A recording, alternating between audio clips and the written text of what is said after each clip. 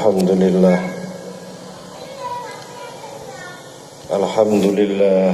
alladzi mana'ana bit-ta'awuni 'alal ismi wal 'udwan. Asyhadu an la ilaha illallah wahdahu la syarika lah, al-malikut dayyan. Wa asyhadu anna Muhammadan 'abduhu wa rasuluhu al-mab'utsu ila sa'iril 'arabi wal 'ajam.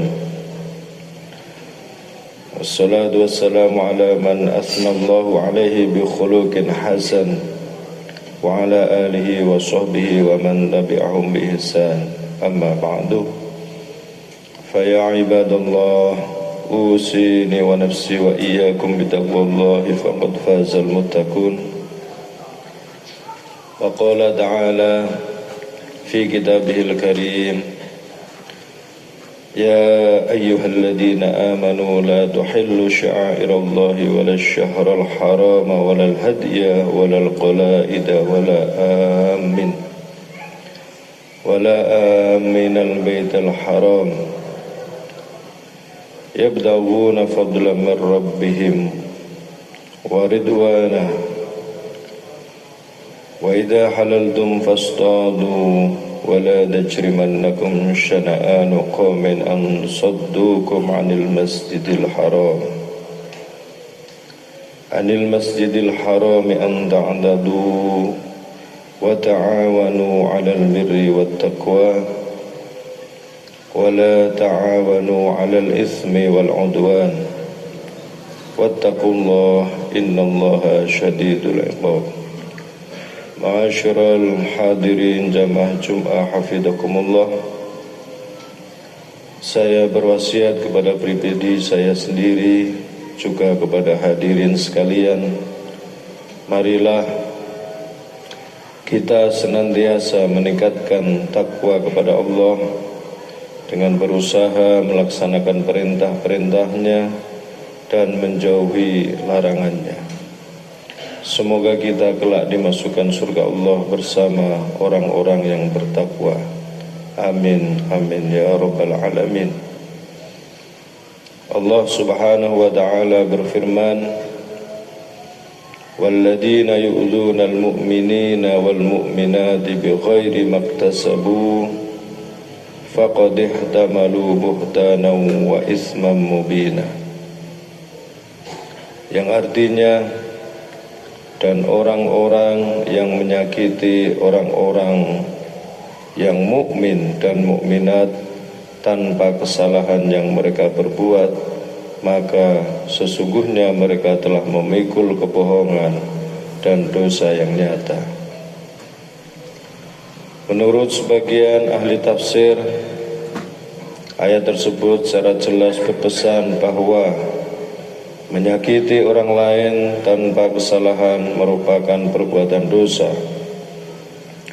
Hal ini berbeda dengan menyakiti dalam konteks sanksi yang memang diatur dalam syariat Islam.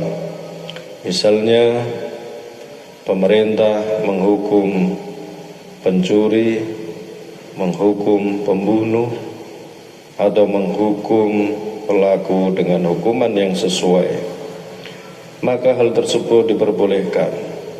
Kebolehan menyakiti dalam konteks sanksi ini pun bukan tanpa batas. Ada aturan yang mesti ditaati, seperti eksekutor adalah negara, bukan perorangan atau kelompok.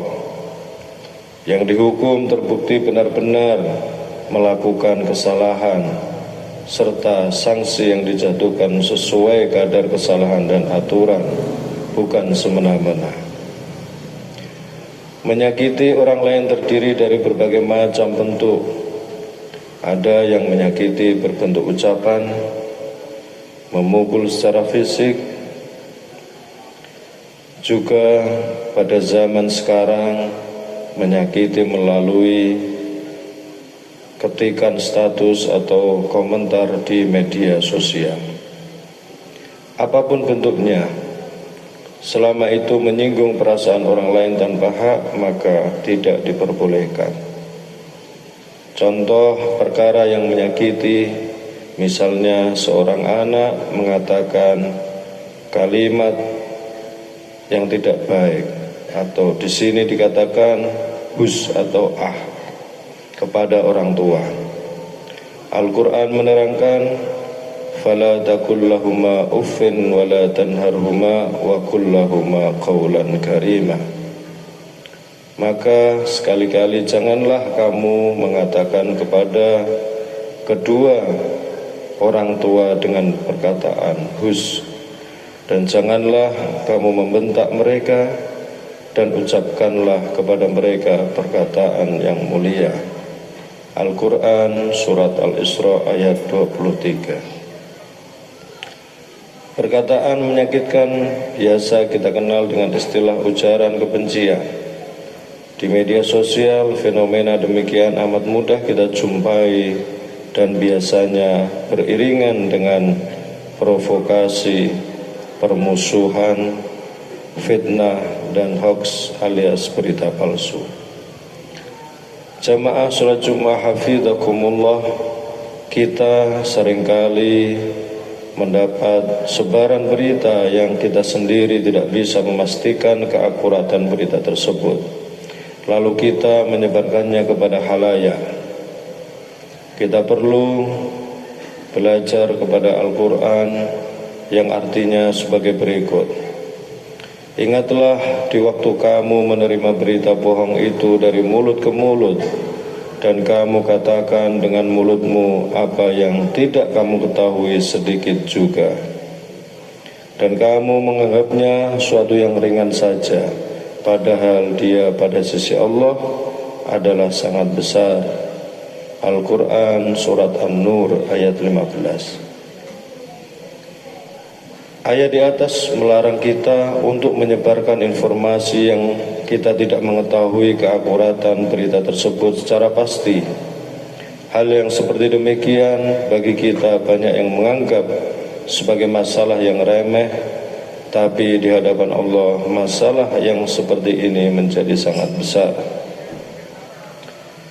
Kita patut mengambil pelajaran dengan kisahnya Nabi Sulaiman alaihissalam. Tatkala beliau melakukan perjalanan dan beristirahat, burung hudhud adalah burung yang tidak tampak ketika Nabi Sulaiman mengabsen semua pasukannya. Pada saat burung hudhud tersebut datang, dia ditanya oleh Nabi Sulaiman.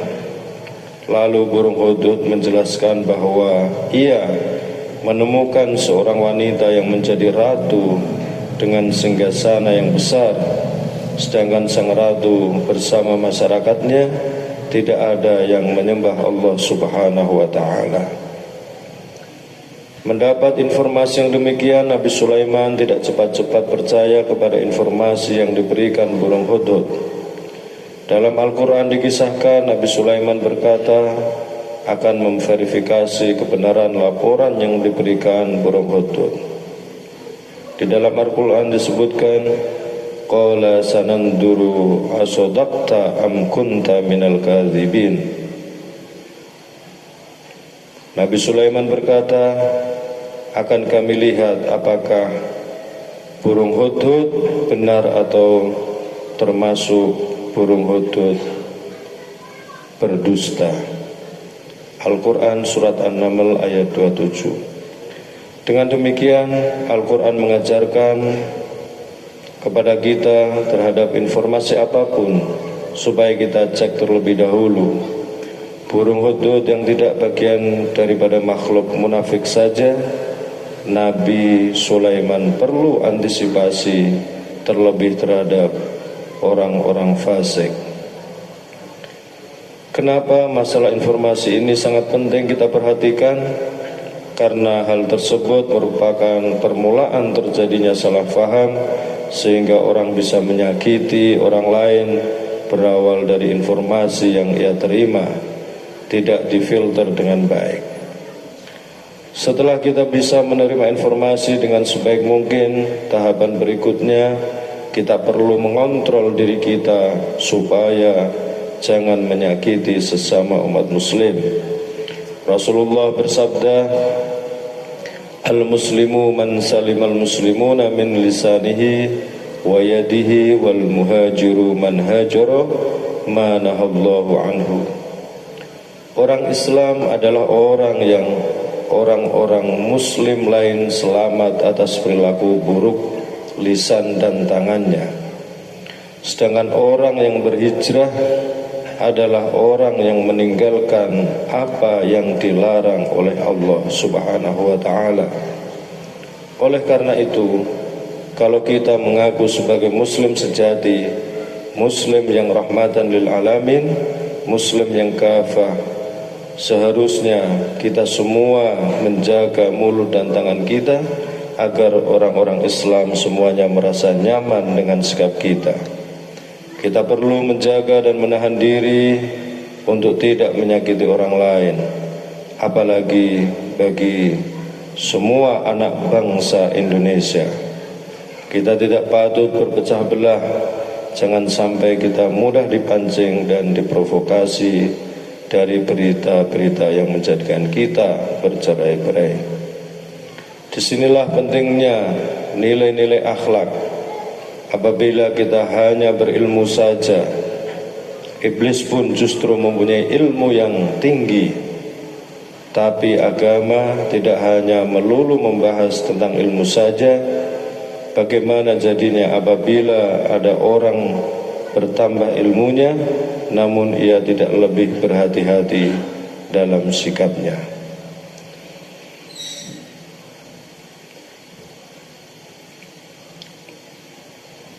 Bashir bin Haris mengatakan, man izdada ilman wa lam yazdad wara'an lam yazdad minallahi illa bu'dah. Barang siapa yang bertambah ilmunya namun tidak bertambah kehati-hatiannya, maka tidak akan bertambah dari Allah untuknya kecuali semakin jauh dari Allah Subhanahu wa ta'ala. Kita seringkali mengklaim sebagai orang yang berada pada peradaban modern, berteknologi canggih dan berilmu, berwawasan luas. Seharusnya keluasan ilmu yang kita punya tidak untuk berbangga-bangga saja, tetapi menambah takut kita kepada Allah Subhanahu wa ta'ala.